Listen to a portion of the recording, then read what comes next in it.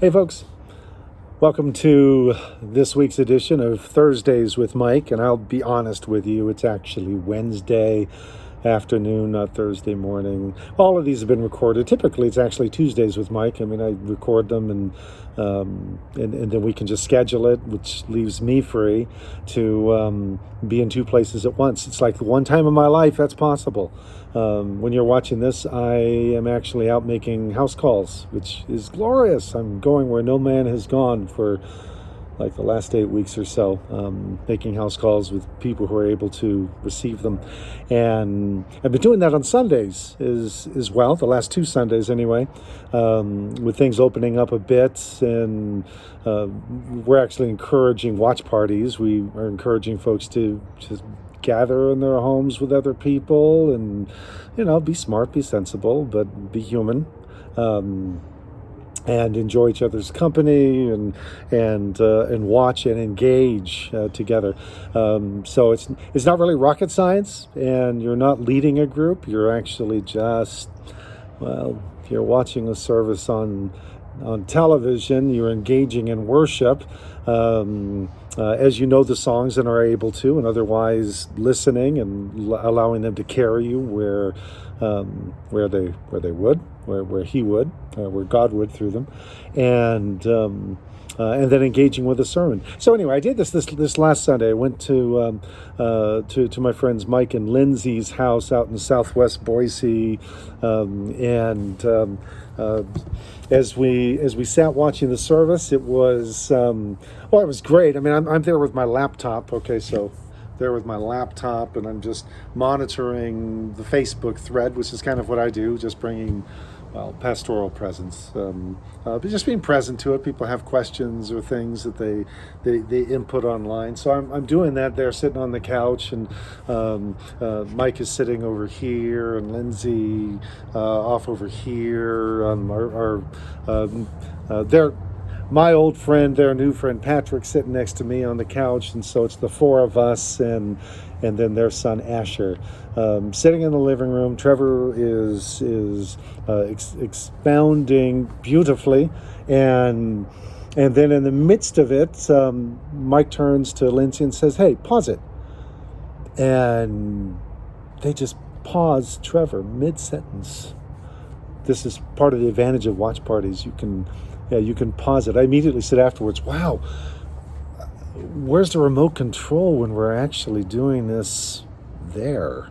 When that day comes again, wouldn't it be great to be Adam Sandler and click and we can just say, "Hey, okay, yeah, just pause him, okay, because I have a question." Well, that's what Mike did. Mike said, "I've got wait a minute, I got a question. Pause it, Lindsay." So he paused Trevor mid-sentence, and Mike said, in the passages he just had up there, it said Lord of Hosts. And I've just always wondered, what is that?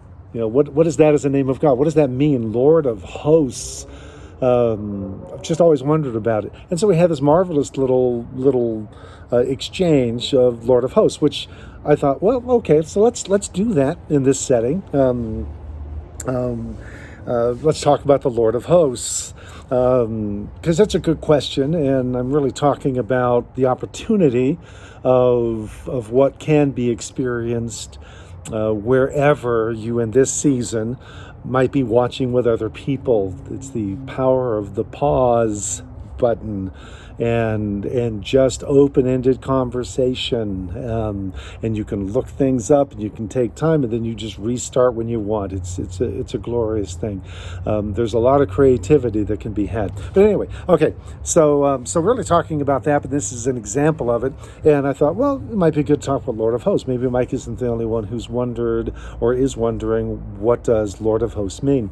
Now, Lord of Hosts is actually a name of God that first occurs in 1 Samuel chapter 1 and verse 3. Although if you're using like the NIV and a lot of modern translations, it's just translated Lord Almighty. I think 1 Samuel chapter 1 and verse 3. Yeah, the NIV. Year after year, this man went up from his town to worship and sacrifice to the Lord Almighty at Shiloh. All right, so there you go, Lord Almighty. That's actually Yahweh. That's Yod He Vav He. That's the divine Tetragrammaton. Oh, now we can really start getting deep here. The Tetragrammaton. I've always threatened, one day I'm going to start a church and I'm going to call it the Church of the Divine Tetragrammaton. Yeah, that's not going to happen. But anyway, Tetragrammaton, it means 4 letters in Greek. Yod, He, Vav, He, Y, H, V, or W, H is how it transliterates into English. Since Y, Yod, in Greek comes across as J in most of our English translations, this is essentially where we've come up with Jehovah, because they don't read Yahweh in the synagogues. Jewish custom is to show respect for the name of God by not uttering it. And so, no, they don't say Yahweh, they don't say Yahovah, they don't say, they just say either the name or they say Adonai. Adonai, which is your generic word for Lord or Master, the one who's in charge of things. The one we answer to. And so they say Adonai, but what's in the text is Yod He Vav He. And Yod He Vav He, most rabbis say, is just, it's unpronounceable. It would most definitely not be a 3-syllable word. It's 2 syllables, if anything, but it's kind of like all vowels or breathings, and that's why a lot of rabbis through the years, in the centuries, have frequently observed that, the divine name is simply the sound of breath. It's the sound of being, the sound of breathing. And so you think of Yod He Vav He, we're thinking of, I just confessed the name of God.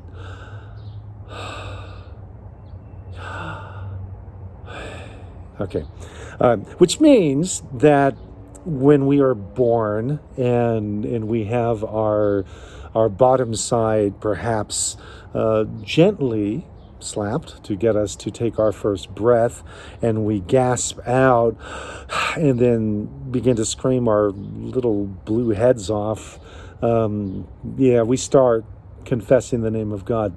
If you're ever in a debate with somebody who is absolutely adamant that there is no God, every breath is confessing Yahweh. And the last thing we do in life, however we might gasp our final breath, it's the name of God. So that is Yod He Vav He, the divine Tetragrammaton. But this is Yod He Vav He. It is the being or breath that, shall we say, has power behind it. The name of God being the sound of breath is relaxing and it's calming. But you know what? When life is putting the screws to us, we don't need relaxing and calming. Okay, we do. But we also need, we need that. We need the excited breath of someone who's going to do something. And that's what the Lord of Hosts is the name of God. That's what it actually signifies. Adonai Zavaot. Zavaot is, I just have the definition just right over yonder here, actually. Zava or Zavaot would be the plural. Zava is a mass of persons, or figuratively things, because this word is also used of like the host of heaven. And so we see this large mass of numberless stars, or a large mass of numberless grains of sand, a host of sand, a host of heaven or of stars. Oh, look, there's a little crescent moon during the day. Okay, so the host of heaven. Right now it's not visible, but it's still there. It's always there. We just can't see it during the day, correct? There's a lesson. Ooh, there's a lesson right there. It's always there, just sometimes we can't see it. Interesting that the host of heaven is most evident when it's dark. Okay, that gets into Barbara Brown Taylor territory in her book "Learning to Walk in the Dark." Okay, that'd be another Thursday with Mike sometime. Okay, anyway, Lord of Hosts, Adonai Zavaot. Yes, we're talking about a mass of persons, or figuratively of things, especially and regularly of those organized for war. So you need to think of a battle line. You need to think of a host of people gathered to bring and inflict pain, to wreak havoc and destruction, to make war. And when I think of this, I actually been immersed in the Battle of Gettysburg, because we're still I'm still hoping to make it to Gettysburg in July. Actually, July 1st, 2nd, and 3rd is the annual. It's the anniversary each year of the Battle of Gettysburg, which is July 1st, 2nd, and 3rd in 1863. And that was a Wednesday, Thursday, and Friday. And for 4 years, I have been planning. So this is what I want you to pray for, okay? Because I've been planning this for 4 years. My equally nerdy daughter Rhianna and I, his Civil War geeking out. We've been planning on going to Gettysburg and staying there in the heat on July 1st, 2nd, and 3rd, because in 2020 it is also a Wednesday, Thursday, Friday. And to literally walk all of the numerous miles of trails and such in Gettysburg. But anyway, when I think of a host gathered for war, I've never actually seen this in real life. I haven't seen it. I've seen it in the movies. I've seen CGI. But on the second day, July 2nd of 1863, at Gettysburg, the Union line was anchored on Cemetery Hill, which was a bare hill, perfect artillery platform that they'd managed to hold on to through the first day. And the left flank went down Cemetery Ridge, which kind of it just leveled out into nothing. And General Meade, commander of the Union Army, put 3rd Corps under the command of Daniel Sickles. He put them there because he didn't trust Daniel Sickles, and he figured that's the last place they had to worry about that day. He thought the attention would be at other places, like directly head on Cemetery Hill. And so he thought that gets Sickles out of the way. Sickles is half of his 10,000 men are on low ground. He sees high ground of a peach orchard out by Emmitsburg Road, and he decides, that looks like better ground. He tried asking for permission all morning to move out there, and then just got tired of waiting. So he gave the order to advance, which was on his own authority. And he advanced 10,000 men. And this is how it's described. This is the book Gettysburg, Alan Guelzo. I'm rereading it, kind of immersing myself in it, just taking it nice and slow. Fully in character for Dan Sickles, who was a bit flamboyant. He's got a whole history. Fully in character for Dan Sickles' corps, the divisions advanced in a brilliant line. The 63rd Pennsylvania and the 1st Massachusetts were thrown out as skirmishers for the advance, and the 15-piece brass band of the 114th Pennsylvania thumped away to mark the time. The eye beheld, wrote an officer in Carr's brigade, battery and brigade extended from point to point, full of moving columns and gay banners. And it was a grand sight to witness this little corps of 2 divisions, 10,000 men, gallantly move on the advance. And despite taking place on what was, after all, a battlefield, it all appeared to be a peaceful review, with a herd of 13 or 14 cows quietly grazing on the field. General Hancock of 2nd Corps, off on Cemetery Hill, anchored there, he saw it too. He said, I recollect looking on and admiring the spectacle, but I did not know the object of it. He quietly remarked to his staff, "Gentlemen, that is a splendid advance and beautiful to look at." But he could not imagine that Meade had sanctioned this parade, and he predicted that those troops will be coming back again very soon, because that's in fact exactly where the Confederate hosts were lined up, and that is where the heart of the action that day took place. On July 2nd, 1863. That's a host. Just imagine 10,000 marching out with band and banners and glistening bayonets. When Pickett's charge took place the next day, it was 13 to 15,000 Confederates putting themselves into line and then marching over a mile of open ground. As they came on, everyone on the Union side, all you could do is stand up and just be aghast, amazed. It just took their breath away to see the spectacle of it. This is a name of God that is meant to take your breath away, and it's a name of God that demonstrates that, well, let's just say it's the name of God you need when you need God to pack a wallop. And so that's why it appears in 1 Samuel. 1 Samuel is this critical time at the tail end of the book of Judges, oppression, cycles of oppression continuing. And this is the breakthrough moment where finally the yoke of the oppressors will be thrown off. And that's the story of Samuel, 1st and 2nd Samuel for that matter. And so Lord of Hosts comes in regularly. The other place, the one place, in fact, where explicitly is mentioned in the New Testament, you'll only notice it if you're reading the King James Version. And that is in the book of James, chapter 5. I think it's like verse 4, where James is talking about the wages of the laborers who mowed your fields. He's speaking to wealthy landowners. The wages of the laborers who mowed your fields, which you kept back by fraud, cry out. And the cries of the reapers have reached the ears of the Lord of Sabaoth.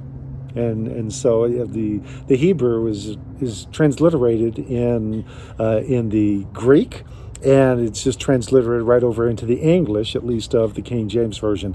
Other translations, modern ones, if I looked in the NIV here, it would just say the Lord Almighty. And so you kind of miss. You miss the connective tissue. James explicitly, and right there in the Greek, there it is, it's the God with muscle, the God whose name has power behind it, and it's not power which is going to be idle, it's power that is going to move and engage and wreak havoc on injustice. So there you go. That's Lord of Hosts. So that was a little mini discussion that we were just able to pause and explore a bit together. And then Mike said, huh. And then we unpaused and continued on with Trevor. So there you go. So you benefit from that pause, and I guess my encouragement, maybe this is the bottom line application for everyone, particularly in the local vineyard community, but beyond, whoever happens to be watching this and is still watching it. Take advantage of making your own pauses. This is the advantage of watching in your home and inviting a few others to join you. Where 2 or 3 are gathered together in my name, there am I in the midst. And you have power. That's right. You have power. You have the remote control of hosts, because you have the power to pause. And then you have the ability to explore. And then you have the power to unpause. And you can do it again. You can do it as often as you want. In fact, you might even find that you venture into glorious fields of exploration and discovery and spiritual euphoria together that you never even remember to get back to unpause again because you run out of time and it's time to eat or something. I don't know. But these are the creative moments. So go for it. Okay? Don't just sit watching by yourself, if you have the ability. Some of you may have to still, okay, but take advantage of the opportunity if you can. As we venture out, who knows what treasures we might discover when we behold and use the power of the pause. So with that, I'll stop. I'll see you next time.